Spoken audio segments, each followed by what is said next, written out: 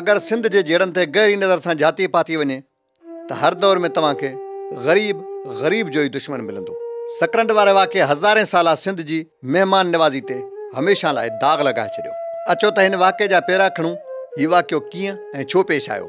चोर या धाड़ेल जियां ही तशद्दुद बिन गबन खाइण लाइ थी रहियो आहे। हीउ वाक़ियो कंहिं जंग या कंहिं ॾुकार जे सतायल माण्हुनि जे मुल्क जो न, पर हीउ वाक़ियो सखी सिंध जे शहर सकरंड जो आहे, जिते एक शख़्स शादीअ जे काज जी ॾिनल दावत में कंहिं मजबूरी सबबु पाण न पहुची सघियो।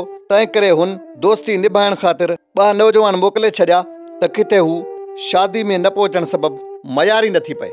इन बाबति पुछा करण ते नौजवान ॿुधायो, अली हुसैन हुनर मुंहिंजो नालो आहे। हिनखे अमजद खे मोकिलियो, 1000 रुपया पोइ ॾेई मोकिलियो। राजा वाणे जी दावत हुई मूंखे। वाइसा धणी जो मूं वटि कार्ड आहे व्हाट्सअप ते। बेवाजिबी इंतिहाई कई आहे वाणे, निशानदगी कई आहे वाणे। कार्ड पोइ हुननि सां विड़ियो आहे। कार्ड बि माना ईअं तशद्दुद कयो आहे जंहिं करे चोर सां या दहशतगर्द सां दहशत कजे। अली हसन उनड़ भला इहो ॿुधाइजो FIR दाख़िल थी आहे या न?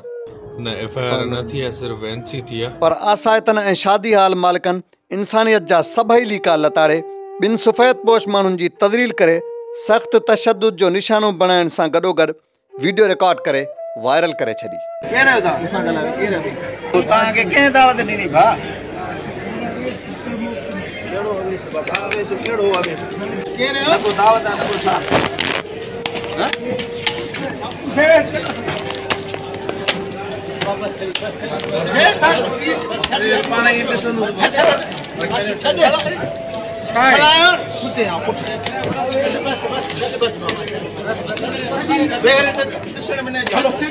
मानी खाइण दौरान अचानक तशद्दुद ॿिन्ही नौजवाननि खे मौक़ो ई कोन ॾिनो जो हू पंहिंजी सफ़ाई में को मौक़िफ़ पेश करे सघनि।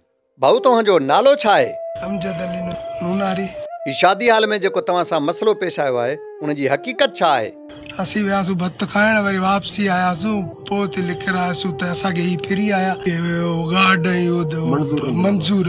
ठीकु आहे, उहो गार्ड जी केरु हो, किथां आया? मूं चयो भत खाइण। अली हसन उनड़ मोकिलियो आहे। असांखे वठ वठा धक्कनि में चंबा हर शइ करे छॾियऊं। वठ वठा हिन में सभु फिरी आया। असांखे हर पुछ ई कोन, मौक़ो ई कोन पिया ॾियनि पुछण जो। वायूं बताल थी वियो असांखे, किथां बि धकणे को किथां धकणे।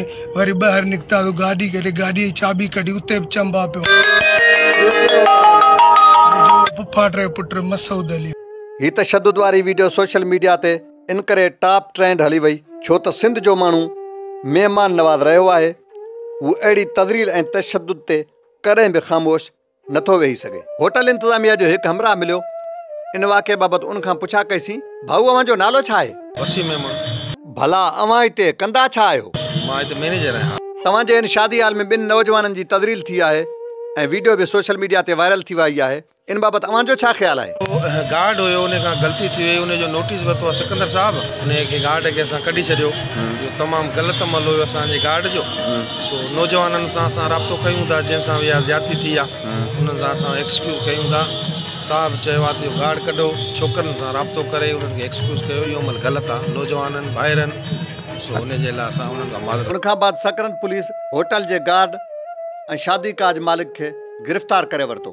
सिंध महिमान नवाज़ ज़रूर रही आहे, पर सिंध में शायदि हीउ वाक़िया तॾहिं बि जनम वठनि पिया जो माण्हुनि सादप जे शादियुनि खे छॾे हाणे शादी हालनि जो रुख़ कयो आहे। हीउ सवाल तव्हां ताईं छॾिजे थो त छा सकरंड पुलिस ॻरी रुश्वत एवज़ गार्ड ऐं शादी जे मालिक खे छॾे त न ॾींदी? इन सां गॾोगॾु हीउ सवाल बि ज़हन में पैदा थिए थो त हिन हेॾे वॾे मजमे में जेकॾहिं 2 माण्हू पंहिंजे पेट जी बुख उजाइण ख़ातिर मानी खाई बि वञनि हा त कहिड़ो फ़र्क़ु पए हा। हिन अफ़सोसनाक वाक़े हीउ पैगाम ज़रूरु ॾिनो आहे त अॼु जो इंसान माण्हूनुमा मख़लूक ज़रूरु आहे, पर इंसानियत खां ख़ाली थींदो पियो वञे। पीर राहिब अली, क़ौमी हक़ीक़त, सकरंड।